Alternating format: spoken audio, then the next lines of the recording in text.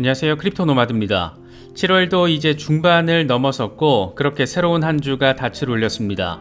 그래도 리플 소송이 긍정적인 결과를 보여주면서 일단락됐다라는 점이 마음을 한결 가볍게 만들긴 하는데 과연 이번 한 주 리플은 어떤 흐름을 보이게 될지, 비트코인을 포함한 자본시장 전반 어떤 양상을 보이게 될지 주목되는 상황입니다.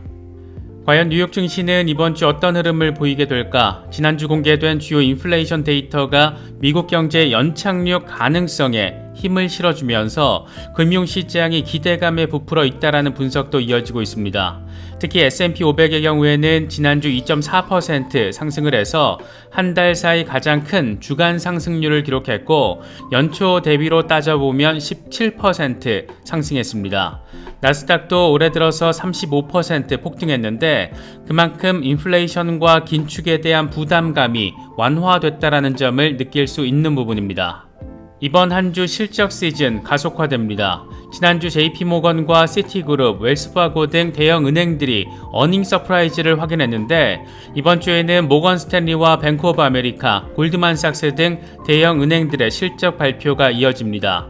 대형 은행들이 좋은 실적을 낸다라는 것은 그만큼 개인과 기업이 은행에서 돈을 빌리고 있고 돈을 쓰고 있다라는 것을 의미하기 때문에 은행들의 실적 결과는 경기 침체와 관련해서도 나름의 바로미터로서 역할을 해줄 수가 있습니다. 여기에 테슬라와 넷플릭스 등 빅테크들의 실적 발표도 예고되어 있습니다.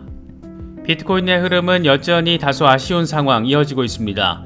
그래도 다행인 것은 3만 달러 위에서의 지지는 나름 탄탄하게 받아주고 있다라는 건데 좀 더 조정 양상을 확인하게 될지 아니면 이제 슬슬 반등 동력을 보여줄지가 관건입니다.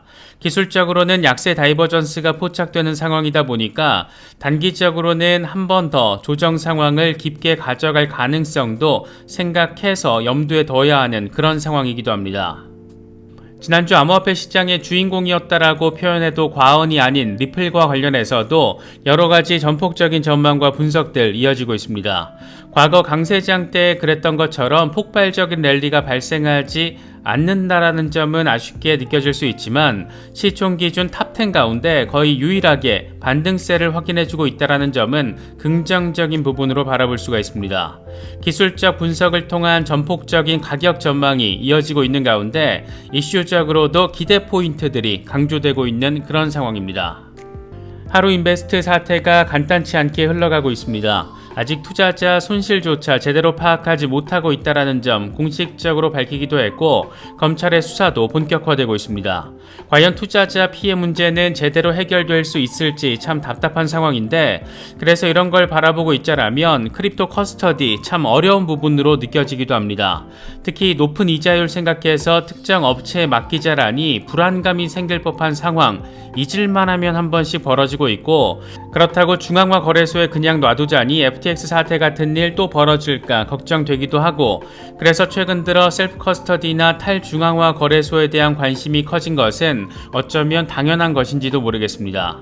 크립토 자산에 대한 리스크 관리를 어떻게 할지는 개개인의 관점에 따라서 전략이 달라질 수밖에 없을 텐데 개인적으로는 그래도 일부 물량은 내가 직접 내 금고에 보관하면서 리스크를 분산 관리하는 게 좀 더 속편한 방식이 아닌가 생각하고 있습니다. 특히 XRP 중장기 홀더분들은 콜드 월렛 진지하게 검토해 보셔도 나쁘진 않을 것 같습니다. 그래서 저는 디센트 월렛의 일부를 보관하고 있는데 콜드 월렛에 관심이 있으신 분들은 저희 채널과 파트너십을 맺고 있는 디센트 월렛을 특별 할인 가격에 구매하실 수 있습니다. 특히 이번에 디센트에서 ERC20 이더리움 기반 전용 카드 지갑을 출시했다라고 하는데 이건 상대적으로 가격도 저렴하고 하니까 관심 있으신 분들은 댓글 상단 링크를 통해서 확인해 보시면 됩니다. 고액 물량을 보관하실 경우에는 트래블 룰로 인해서 번거롭게 느껴질 수 있는 단점도 있으니까 이런 부분들 잘 참고하시면 좋겠습니다. 특정 거래소나 코인 이체 등과 관련해서는 디센트 고객센터를 통해서 확인하실 수 있습니다. 그럼 이번 영상 시작하겠습니다. 뉴욕 증시 상황에 기대감을 갖게 만드는 것은 지난주 공개된 주요 인플레이션 데이터들이 경착륙이 아닌 연착륙 가능성을 좀 더 강하게 가리키고 있기 때문입니다. 인플레이션 둔화폭이 커지면서 연준이 경제를 침체에 빠뜨리지 않고도 인플레이션을 잡을 수 있을 거라는 분위기가 고조되고 있는 겁니다. 두 마리 토끼를 잡는 건 미션 임파서블이다, 이런 평이 우세했었는데 어쩌다 보니까 미션 파서블이 지금 돼버린 것이기도 합니다. 이와 관련해서 월스트리트 저널은 CPI와 PPI가 2년에서 3년 최소폭 상승을 확인해주면서 그 어느 때보다 인플레이션 진정에 대한 확신이 커지고 있다, 이렇게 진단하기도 했습니다. 사실 이런 기대감은 이미 시장에 적극적으로 반영돼 있는 상황이기도 합니다. S&P 500은 지난주에만 2.4% 오르면서 가장 큰 주간 상승률을 기록했고 1월 초와 비교를 하면 17% 상승했습니다. 기술주 중심의 나스닥은 올해 들어서 지난 6개월 반에 걸쳐서 35%가 치솟았습니다.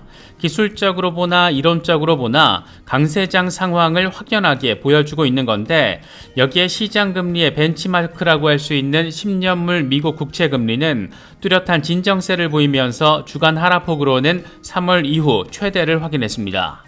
이 같은 분위기를 고조시키고 있는 것은 지난주부터 이어지고 있는 대형 은행들의 호실적 결과입니다. JP모건과 웰스파고 등은 이미 어닝 서프라이즈를 확인했고 이번 주에 예정된 모건 스탠리와 뱅크 오브 아메리카, 골드만삭스 등도 이 같은 흐름을 이어가게 될지가 관전 포인트입니다. 은행들 실적이 좋다라는 것은 그만큼 개인과 기업들이 대출도 많이 받고 이걸로 소비도 많이 한다라는 걸 의미하기 때문에 경기 연착륙 기대감을 높이는 부분으로 해석할 수가 있습니다. 특히 미국 경제의 3분의 1을 차지하는 게 다름 아닌 소비라는 점에서 이래저래 기랩 포인트들이 자리하고 있는 그런 상황으로도 바라볼 수가 있습니다. 비트코인은 나름의 의미 있는 조정 상황을 이어가고 있습니다. 올해 1월 1일 비트코인 가격이 16,500달러였다라는 것을 떠올려 보면 지난 6개월 동안 빠른 속도로 폭등 양상을 보였기 때문에 지금 정도 수준의 조정은 사실 당연한 것이기도 하고 건강한 조정으로도 바라볼 수 있긴 한데 왠지 이제는 조금 더 반등해주면 더 좋겠다, 그런 생각이 드는 것은 꼭 기분 탓만은 아닌 것 같습니다. 공포 탐욕 지수는 하루 전보다 3포인트 빠진 54를 기록하면서 탐욕 단계가 중립 단계로 완화됐습니다. 비트코인 도미넌스도 살짝 빠지면서 50% 초반에 간당간당 걸쳐있는 상황이 확인되고 있습니다. 현재 비트코인의 흐름과 관련해서 코인텔레그래프의 기고가 라케시 우페드히에는 비트코인이 7월 13일에 31,000달러 위로 올라섰지만 다시 가격이 빠지면서 이건 불트랩이라는 게 입증됐다라고 진단했습니다. 지난 며칠 동안 가격 움직임을 보면 RSI에서 약세 다이버전스가 형성됐는데 이건 강세 모멘텀이 약해지고 있다는 것을 시사한다라고 설명했습니다. 곰세력은 20일 지수이동 평균이 자리한 3187달러 아래로 끌어내리려고 할 것이고 이게 먹힐 경우에는 50일 단순이동 평균이 자리한 28,631달러까지도 하락할 수가 있다. 이런 하락세를 막기 위해서 황소세력은 31,000달러 위로 빠르게 밀어 올리고 유지해야 하는데 그럴 경우에 비트코인은 32,400달러까지 오를 수가 있고 이 위에서 종가 형성을 이어간다라면 40,000달러까지 나아갈 가능성도 있다. 이렇게 분석을 했습니다. 익명의 분석가 렉트캐피탈은 비트코인이 매크로 하락 추세 돌파를 하고 있다는 점을 강조하면서 조만간 거대한 반등이 가능할 수 있다는 점을 내비쳤습니다. 역사적으로 매크로 하락 추세 라인을 돌파하는 상황은 반감기 365일에서 397일 이전에 발생하곤 했다. 역사는 반복되고 있다. 이렇게 설명을 했습니다. 함께 공유한 월간 차트를 보면 2016년과 2020년의 상황이 거의 똑같다라는 점 알 수가 있고 이번에도 랠리 직전 시그널을 의미하는 하락 트렌드 라인을 뚫어냈다라는 점에서 지금 비트코인이 의미 있는 행보를 이어가고 있다라는 점을 강조하고 있다라는 걸 느낄 수가 있습니다. 캡틴 5의 경우에는 8시간 차트를 제시하면서 비트코인이 강세 렉탱글 패턴을 순조롭게 형성해 가고 있다라는 점을 강조했습니다. 직사각형 박스 안에서 횡보를 하면서 지지와 저항을 확인하고 있는 건데 조만간 31,700달러 위로 뚫고 나아갈 수 있을 거라는 점을 지금 설명하고 있는 겁니다.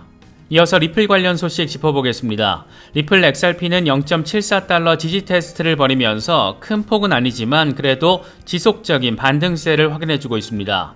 비트코인과 이더리움이 사실상 제자리 흐름을 보여주고 있는 것과 비교를 하면 그래도 나름 모멘텀 확보 노력 정도는 메이저 중에서는 확연하게 느낄 수 있는 상황으로도 바라볼 수가 있습니다.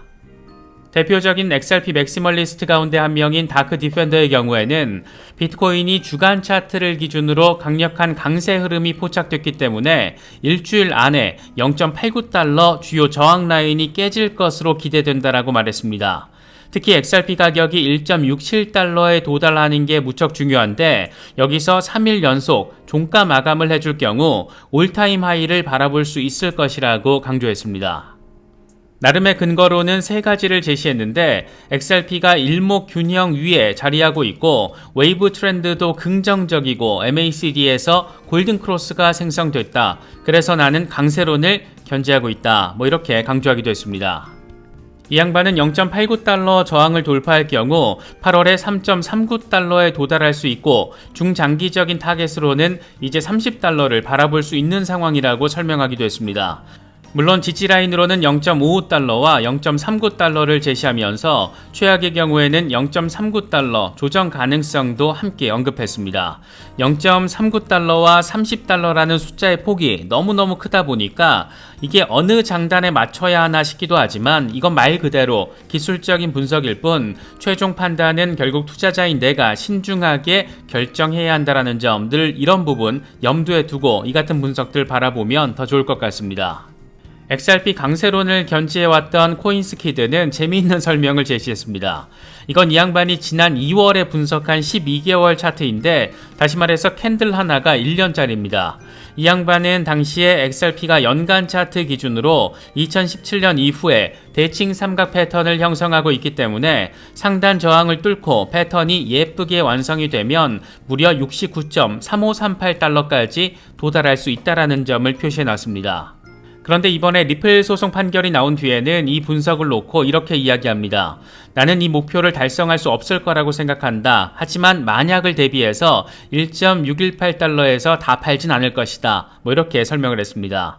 여기서 가져갈 수 있는 포인트는 두 가지 정도인데 하나는 어쩌면 69달러 도달 가능성이 현실화될지도 모른다는 가능성. 그래서 매도하더라도 다 팔진 않고 조금은 남겨둘 것이라는 이야기. 또 하나는 설사 69달러에 도달하더라도 그 시점은 당장이 아니라 길게는 2026년이나 2027년 정도가 될 거라는 점, 이 정도 챙길 수 있을 것 같습니다.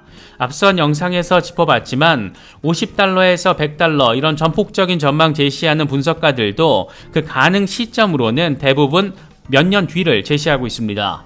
이 정도 높은 수준의 가격은 XRP의 글로벌 채택 이슈와 직결되기 때문에 어쩌면 더 오래 걸릴 가능성도 존재합니다. 자칫 혹시라도 내가 매수하면 곧 50달러, 100달러 될 것일 거라는 허황된 기대감을 가지고 있다라면 정신은 빨리 차릴수록 더 좋다. 그런 생각이 들기도 합니다. XRP의 글로벌 채택과 관련해서도 몇 가지 의미 있는 상황들이 거론되고 있습니다. 먼저 주인공은 뱅크 오브 아메리카입니다. 미국에서 두 번째로 규모가 큰 은행이자 마이크로스트래티지 지분 2.37%를 확보하며 이미 비트코인에 간접 투자를 진행하고 있는 은행. 그런데 이 은행은 이미 몇 년 전부터 지속적으로 리플과의 관련성을 선보여 온 곳이기도 합니다. 특히 지난해 연말에는 뱅크 오브 아메리카가 리플과 ODL 파트너십을 체결하기 위해서 리플 소송이 끝나기를 기다리고 있다. 이런 소식이 전해지면서 상당한 관심을 모으기도 했습니다. 당시 암호화폐 투자 플랫폼 링토가 이 같은 내용을 밝혔습니다. 이뿐만이 아닙니다. 뱅크 오브 아메리카는 2016년부터 이미 리플 레저를 활용해서 기술 테스트를 진행했던 곳이기도 합니다. 뱅크 오브 아메리카는 2016년부터 리플의 글로벌 결제 운영 그룹의 일원이었고 파일럿 프로그램을 공동 진행한 것으로도 전해졌습니다. 당시 파일럿 프로그램의 구체적인 내용은 공개되지 않았지만 2016년 상황에서 대형 은행이 리플과 함께 진행할 만한 것은 ODL 송금 이슈 말고는 생각할 것이 그렇게 많진 않을 것 같습니다. 같습니다. 이런 상황을 고려한다라면 최근 뱅크 오브 아메리카가 아시아 태평양 지역의 국제 결제 시스템 분석 보고서를 통해서 국경 간 결제 혁신 사례 가운데 하나로 리플을 거론한 것은 어쩌면 당연한 것인지도 모르겠습니다. XRP의 기관 채택 이슈의 관점에서 그 대상이 뱅크 오브 아메리카가 된다는 것은 꽤나 섹시한 일이 아닐 수가 없습니다. 또 하나 관심도를 높이고 있는 것은 일본에서의 상황입니다. 리플랩스 초기 투자자이자 지금도 가장 많은 외부 투자자 지분을 가지고 있는 곳, 리플의 아시아 중동 지역 확장과 관련해서 가장 전폭적으로 지원 사격을 하면서 사실상 리플 XRP 채택 확장과 관련한 1등 공신, 바로 SBI 그룹이고, 여기 회장 기타오 요시타카가 그동안 밝힌 내용들이 이제 현실화하는 것 아니냐, 그런 기대감이 스멀스멀 꽤 강력하게 피어오르고 있는 겁니다. 이 양반은 비교적 최근인 지난 6월만 하더라도 SEC가 패소하면 XRP 상승세는 기대 이상일 것이다, 이렇게 멘트를 날려줬고, 과거 2019년에는 2025년까지 일본의 모든 은행이 XRP를 사용하게 될 것이라는 꽤나 전폭적인 멘트를 날리기도 했습니다. 이 양반은 특히 2021년 4월, 다시 말해서 리플이 소송을 당한 지 4개월 뒤에 이런 얘기를 합니다. 리플은 SEC와 법적 분쟁이 끝나면 IPO에 나서게 될 것이다.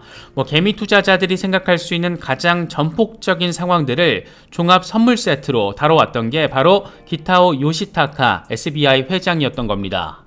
물론 리플 소송 판결이 나온 뒤에 아직 SBI 회장의 입장이나 멘트가 직접적으로는 나오진 않은 상황입니다. 하지만 이 양반이 제시했던 상황들이 대체로 현실화 기대감을 갖기에 어색하지 않은 것들이다 보니까 어쩌면 생각보다 일찍 IPO 이슈를 바라볼 수 있는 상황, 어쩌면 일본 은행들이 적극적으로 XRP를 채택할 수 있는 상황, 그런 상황이 우리 눈앞에 펼쳐지면 얼마나 좋을까? 그런 생각이 드는 것도 역시 꼭 기분 탓만은 아닌 것 같습니다. 저희 채널에서는 멤버십 프로그램을 진행하고 있습니다. 멤버십 라이브와 멤버십 채팅 공간이 마련되어 있는데, 멤버십 채팅 공간에서는 이미 적지 않은 분들이 들어와 계셔서 인원 제한을 계획하고 있습니다. 현재 10분 정도 추가로 들어오실 수 있는 상황인데, 크립토 투자 초보자 분들이나 함께 관점을 공유하면서 마음을 의지할 동료가 필요하신 분들에겐 꽤 괜찮은 기회가 될 수 있을 거라고 판단하고 있습니다. 더불어 채널 후원 성격도 있기 때문에 저희 채널 컨텐츠에 만족감을 느끼고 계신 분들이라면 채널 후원을 부탁드리겠습니다. 많은 관심과 성원 부탁드립니다. 이번에 준비한 영상은 여기까지입니다. 시청해주셔서 감사합니다. 지금까지 크립토 노마드였습니다.